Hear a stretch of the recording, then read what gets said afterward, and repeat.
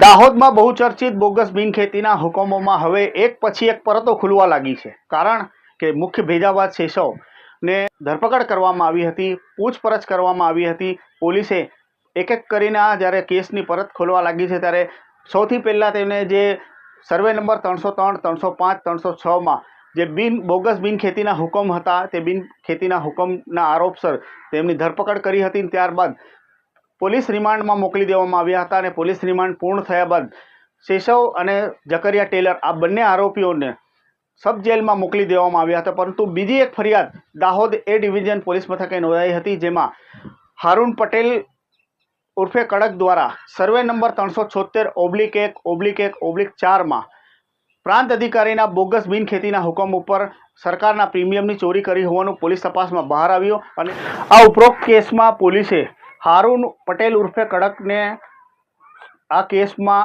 ધરપકડ કરી હતી. ત્યારબાદ પોલીસ રિમાન્ડ મેળવ્યા હતા. પોલીસે આ કેસમાં 7 દિવસના કોર્ટના રિમાન્ડ મેળવ્યા હતા અને રિમાન્ડ દરમિયાન આ હારૂન પટેલ ઉર્ફે કડકે શેષવ પરીખનું નામ ખોલ્યું હતું.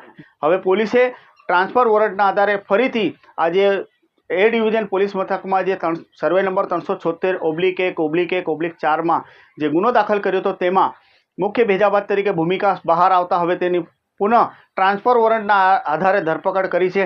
હવે એમને નામદાર કોર્ટમાં રજૂ કરવામાં આવશે અને ત્યાં રિમાન્ડની માંગણી કરવામાં આવશે. આપને જણાવી દઈએ કે આ બોગસ બિનખેતીના હુકમોનો જે 2018 પછી આ બોગસ બિનખેતીના હુકમો તૈયાર કરવામાં આવ્યા હતા અને ત્યારબાદ સરકારના પ્રીમિયમની ચોરી કરવાની આખો મામલો પોલીસના સામે આવ્યો હતો અને હવે ધરપકડોનો દોર શરૂ થઈ ગયો છે. પોલીસની જે તપાસ છે બિલકુલ ગોપનીય રીતે ચાલી રહી છે. આવા કેટલાય સર્વે નંબરો હજી પોલીસની રડારમાં છે, જે આવનારા તપાસમાં કદાચ એક એક પરતો હજી ખોલાશે અને આમાં જેટલા પણ સંડોવાયેલા હશે કદાચ આવનારા સમયમાં જેલ હવાલે થશે. તેમાં કોઈ બેમન નથી. પરંતુ આ કેસમાં હવે શેષવને ફરીથી જ્યુડિશિયલ કસ્ટડીમાંથી બહાર લાવી અને ટ્રાન્સફર વોરંટના આધારે તેની ધરપકડ કરવામાં આવી છે. અને હવે રિમાન્ડ દરમિયાન આ કેસમાં શેષવની શું ભૂમિકા હતી, તેની સાથે કયા કયા વ્યક્તિઓ સામેલ હતા, સાથે સાથે આ સિવાય અન્ય કેટલા સર્વે નંબરોમાં શેષવ તેમજ તેના સાથીદારો દ્વારા આવા બિનખેતીના બોગસ હુકમો કરી સરકારના પ્રીમિયમની ચોરી કરી છે. આ તમામ જે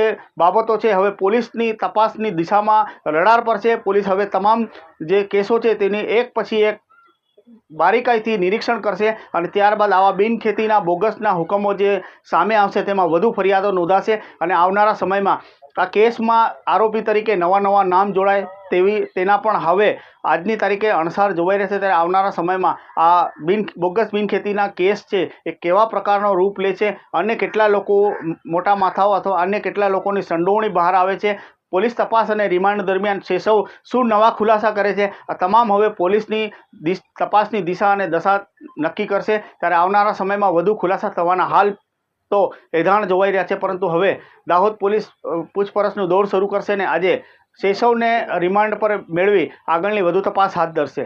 ધન્યવાદ.